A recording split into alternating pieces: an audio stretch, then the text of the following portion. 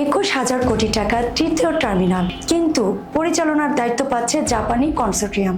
কেন, জেনে নেই। বিস্তারিত থাকছে এবং সংবাদে। শাহজালাল আন্তর্জাতিক বিমানবন্দরে তৃতীয় টার্মিনাল পরিচালনার দীর্ঘদিনের অনিশ্চয়তার অবসান হতে যাচ্ছে। চূড়ান্ত সিদ্ধান্ত অনুযায়ী টার্মিনালটির গ্রাউন্ড হ্যান্ডলিং ও পরিচালনার দায়িত্ব পাবে 4 প্রতিষ্ঠানের সমন্বয়ে গঠিত একটি জাপানি কনসোর্টিয়াম।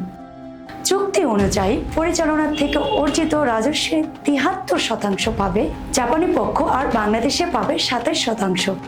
21,000 কোটি টাকা এই প্রকল্পে বাংলাদেশ ও জাপান যৌথভাবে অর্থায়ন করেছে। প্রকল্পের অর্থায়নে বাংলাদেশ সরকার প্রায় 5,000 কোটি টাকা বহন করে এবং বাকি অর্থ ঋণ হিসেবে দেয় জাপান।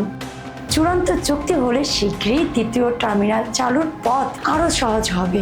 এখন দেখার বিষয়, এই চুক্তি কি বাংলাদেশের বিমান খাতে নতুন যুগের সূচনা করবে, নাকি রাজস্ব বন্টন নিয়ে চলবে নতুন বিতর্ক?